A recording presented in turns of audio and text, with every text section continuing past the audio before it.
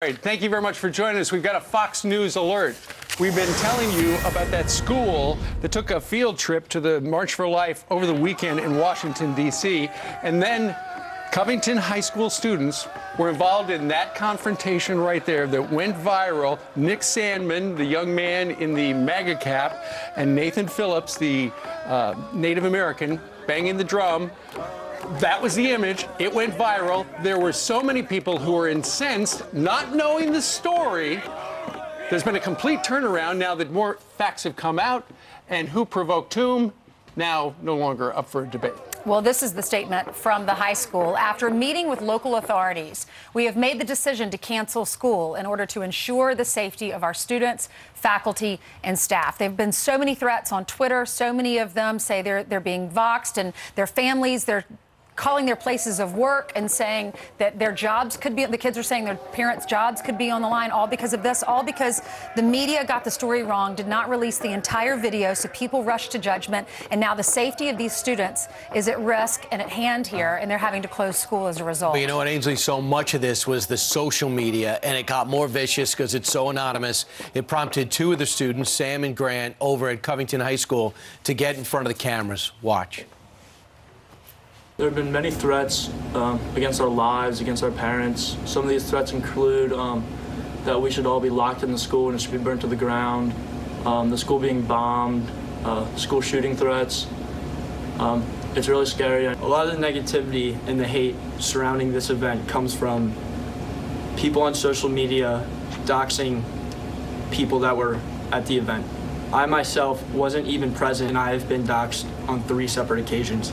This has led to a tsunami of hateful messages and threats and everything above. There are real consequences for these actions. Nobody did their research, and it's now showing. Well, when they talk about doxing is when your personal information is published online. And they just mentioned the school shooting threat. That certainly probably went into the determination by the school board to cancel that particular school today. I said that you know, the provocation no longer in doubt, because when you look at what happened, the initial story was the young people in the MAGA caps went over and got into the face of this Native American who was protesting and banging on the drum. But then when you look at the video, the man with the drum, Nathan Phillips, actually approached them. And the reason they were chanting the school was because just about 10 or 15 feet further to the east of them, the Black Hebrew Israelites, a protest group, were hurling insults at the kids. And so they were doing school cheers to offset that. And they got an okay from one of the chaperones, and we're going to have one of the chaperones actually with us. Her son was there at 7:20, so in about 15 minutes we're going to hear that side of the story. Yeah, the Black Israelites have been screamed at in New York City just from walking by and not being a Black Israelite, I guess. They've been here before, but they were screaming, they were provoking, they were yelling at these kids, yelling, hey, school shooters, or whatever derogatory term you could think of they probably used. And that began because that was not why they were there to begin with. Well, when you look at the video, Nick Sandman, he said he was there to stand his ground. He was just trying to defuse the situation. I'm sure he was embarrassed. I'm sure he didn't know what to do. He was getting all this attention, and the man was standing right in his face, and all of his friends were watching. But this guy, the man who's doing this, the Native American who you saw come through the crowd and get in his face, he's in his 60s, and he's doing this to a high school student. You've got to, but when you look at these images and you wonder why did this particular viral moment go so viral, you've got to figure because those young men were wearing MAGA caps. I was having a talk with one of my friends last night, and they said obviously it went viral because they were Trump supporters and people wanted to take them down. All right. Meanwhile, you look at that. You look at those images and you look at the number of people on social media who have made death threats against them. That is a logical explanation. And we have a mom coming up in 15 minutes. Meanwhile, you could stay with my best friend there. I'm sure she could open up her home for you.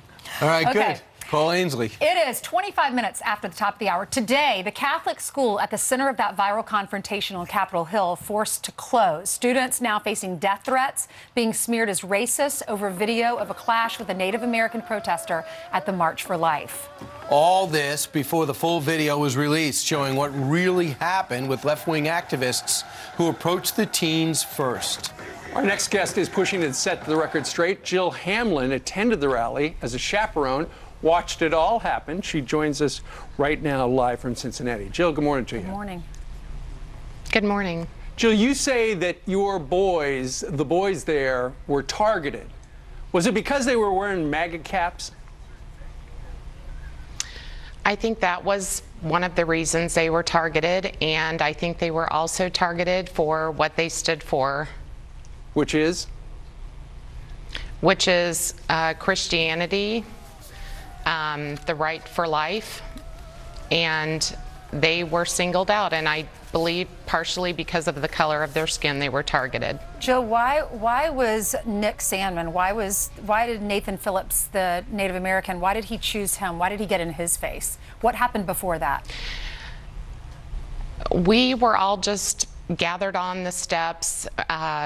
You know, we had obviously heard the horrific insults that were thrown at our children by the Black Hebrew Israelites, and the boys were gathered on the steps, and I don't know why Nathan Phillips chose Nick Sandmann. I think he would have targeted anyone, but maybe it was because Nick Sandmann had the courage to look this man in the face, and he tried to defuse the situation by not reacting and by standing there respectfully. But you weren't there for any Native American support or protest. You were there for what reason, and why did all these other cross currents get in your way? We were there for the March for Life. It's an annual trip that the Covington Catholic High School goes to, and we meet every year at the Lincoln Memorial at the end of the day to catch our buses.